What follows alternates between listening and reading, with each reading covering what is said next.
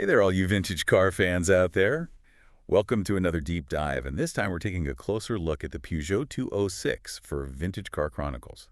You can find us on Spotify, Deezer, Apple Music, and YouTube. Now, some of you might be thinking, the 206? Isn't that just like any other Super Mini?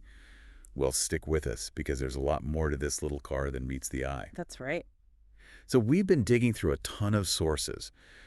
Excerpts from the French Wikipedia page, tech specs, even stories from people who actually owned 206s. Oh, yeah. And get this, it turns out this car, the 206, is the best-selling French car of all time. It even outsold icons like the Renault 4. Crazy, right? Yeah, it really is. And you know what's even crazier is that Peugeot almost missed the boat entirely on this one. They initially thought they had the marmot covered with the 106 and the 306. Oh, so they thought they had all their bases covered. Exactly. They completely underestimated the demand for a Super Mini. And while they were, figuring things out, their rivals were already jumping in to fill that gap. That's exactly what happened. But luckily, they saw the light, and in 1994, they finally launched this project called T1. So T1, that was like the birth of the 206. It was. And you won't believe this, but it almost ended up being called the 207. Really? I wonder how that would have sounded, Peugeot 207. Yeah. But the interesting thing about T1 is that it wasn't just about replacing a model. It was Peugeot's way of saying, hey, we're serious about innovation. They were creating a whole new platform. A new era for Peugeot. But let's talk about the design for a sec. The 206 looked completely different from those boxy cars from the 80s, right? Oh, yeah, totally. It was all about buyer design back then. Sleek curves, smooth lines. Like a whole new vibe. Exactly.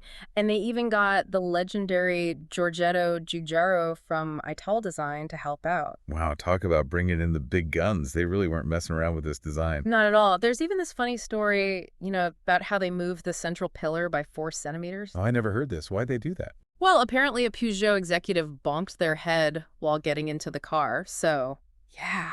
Ouch, that must have been a serious bonk. Maybe, but hey, it shows how dedicated they were to the design, right? No kidding. And it looks like all that attention to detail really paid off.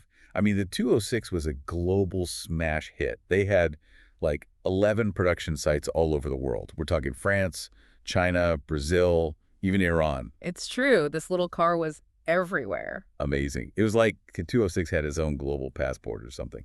But eventually, all good things must come to an end, right? When did production stop? Well, in France, it finally ended in 2012. By then, they'd made a whopping 8,358,217 units. Hold on. Are you saying they just stopped making them? In France, they did. That number actually makes it the most produced Peugeot ever. Wow. But wait a minute. You said production ended in France in 2012. Does that mean that? The 206 is still being made in some places, like Iran. A little car that could. I bet by now they've made well over 10 million 206s. But hold on. This global powerhouse wasn't just a one-trick Tony. Didn't the 206 come in a bunch of different body styles? Absolutely. Peugeot kept things interesting. Like what else was there besides the regular hatchback? Well, of course, you had your classic 3-door and 5-door hatchbacks. But then there was the SW, the estate version. Ah, the SW. Perfect for road trips and hauling stuff. Exactly. It launched in 2002, and it gave you that extra space you need without sacrificing the 206's cool style. Plus, it had some really neat features, like a rear window that opened on its own. Oh, wow. Like you could just pop it open for groceries or something. Yeah.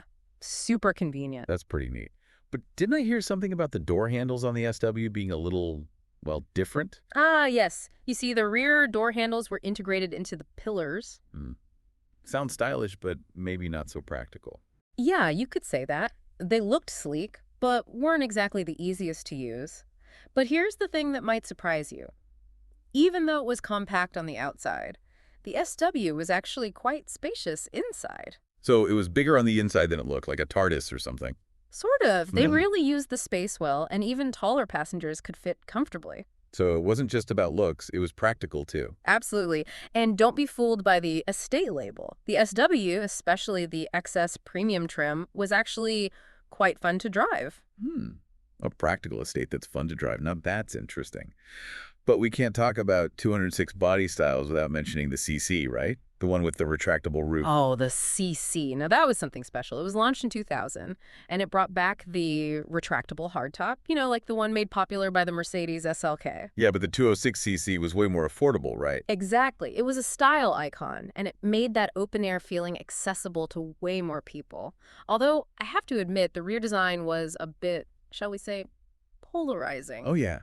People didn't dig the back end. Some people loved it, some people hated it, but you can't deny it turned heads, and that's what the CC was all about, making a statement. It was all about that open-air freedom and style. Yeah. But was it all show and no go? Not at all. It handled pretty well, although maybe not as tightly as the hatchback. Convertibles always have their compromises, with the extra weight and all. Yeah, I guess so.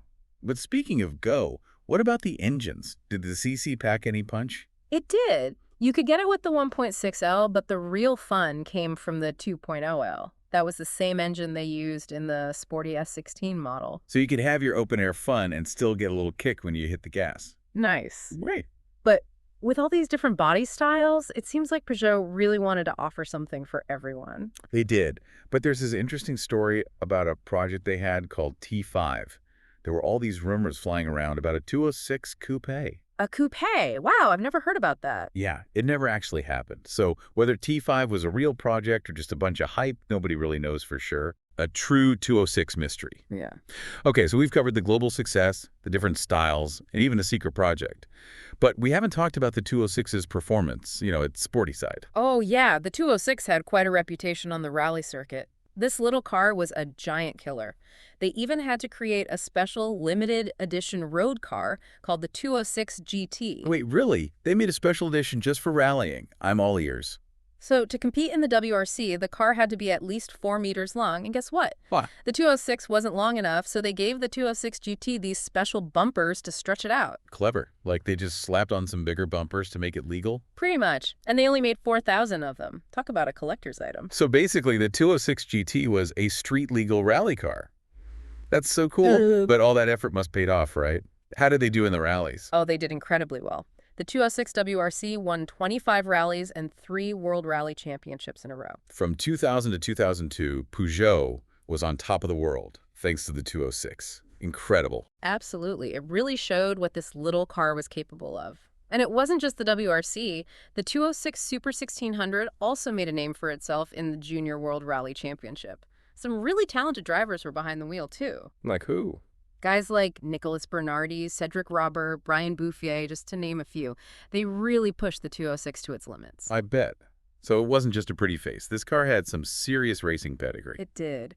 But speaking of performance, we can't forget about the hot hatch king, the 206 RC. Ah, yes, the RC, the ultimate 206 hot hatch. What made it so special? Well, for starters, it had this unique 2.0-liter engine developed with Lotus that cranked out an impressive 177 horsepower. Whoa, that's a lot of power for a little car. It was. And to handle all that power, they gave it a sport-tuned suspension, upgraded brakes, and those iconic 17-inch Atlantis wheels. And let's not forget those Recaro bucket seats. They're practically racing seats. You couldn't mistake an RC for anything else on the road. It was definitely a head-turner. But, while everyone's always raving about the RC, there's another 206 variant that often gets overlooked, the 206 Escapade. The Escapade.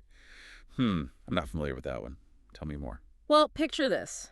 A rugged, almost off-road version of the 206 SW, sold mainly in South America, like the 206's adventurous cousin. Wow, see, this is why I love these deep dives. Yeah. There's always something new to discover. We've talked about global production, the different body styles, the rallying victories, even a mystery project.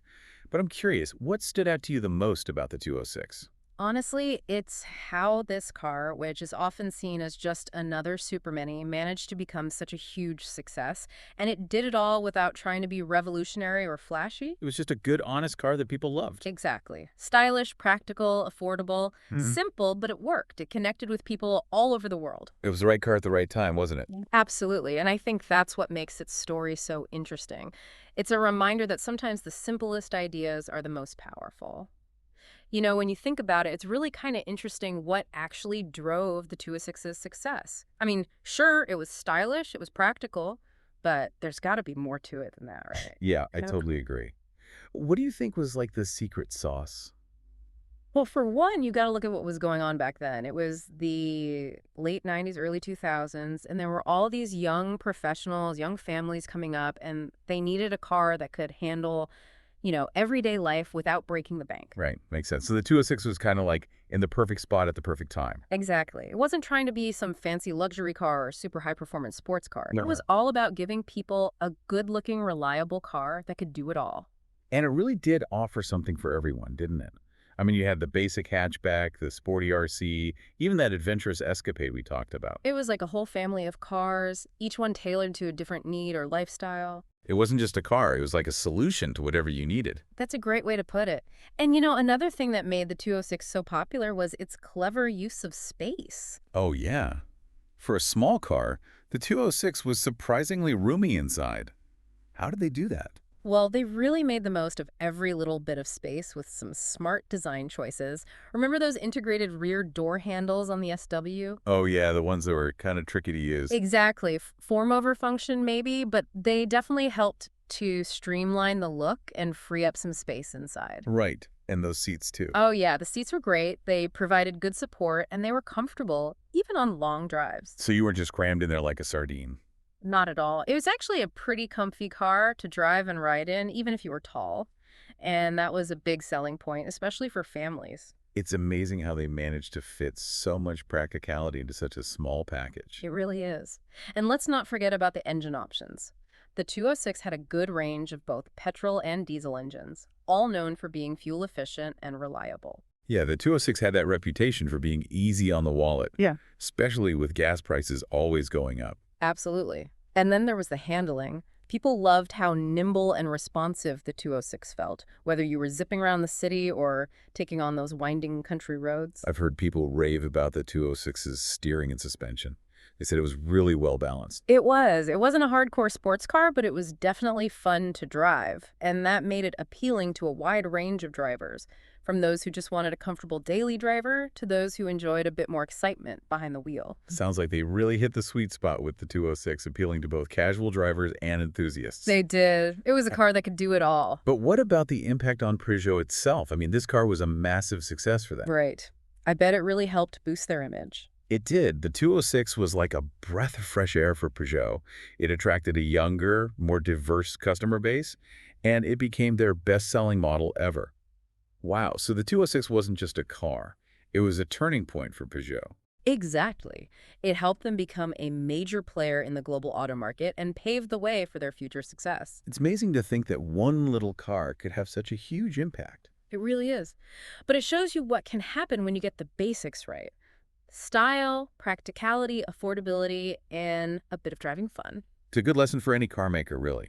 You don't always need to go over the top with fancy tech or crazy features.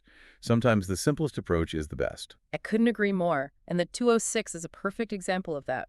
So we've talked about why the 206 was so successful, its impact on Peugeot, and why it still holds a special place in people's hearts. But let's bring it back to our listeners for a moment. What do you think the story of the 206 teaches us? I think it's a great reminder that sometimes the cars that aren't trying to be revolutionary are the ones that end up making the biggest waves. The 206 wasn't designed to be a technological marvel or a status symbol. It was meant to be a car for the everyday person. And it did that brilliantly. Millions of people all over the world fell in love with the 206. Exactly. And that's not something you see every day in the car world. It goes to show you that sometimes the simplest ideas can have the greatest impact. So what's the takeaway for our listeners? I'd say it's this. You don't always have to follow the crowd or chase after the latest trends. Find a car that fits your lifestyle, your budget, and makes you happy, just like the millions of people who chose the 206. I love that. It's about finding the right car for you and not being afraid to go your own way. Exactly. And who knows, maybe you'll stumble upon your own hidden gem, just like the Peugeot 206. Now, that's a great thought to leave us with. You know, it's funny how the 206, it wasn't trying to be some revolutionary car, but it really did end up leaving its mark. Yeah, it's a good example of how sometimes the biggest changes come from things that aren't flashy or super high-tech. It's about understanding what people need and making a car that just works. And the 206, it did that all over the world. It wasn't just a hit in Europe. This car, people loved it everywhere. Absolutely. And it's still going strong in some parts of the world, which says a lot about how well it was made and how timeless its appeal is. It really does. As we've been talking about the 206, I've been thinking about what makes a car truly iconic. You know, Hmm. is it all about amazing tech? Is it about how fast it can go? Or is there something more to it? It's a great question.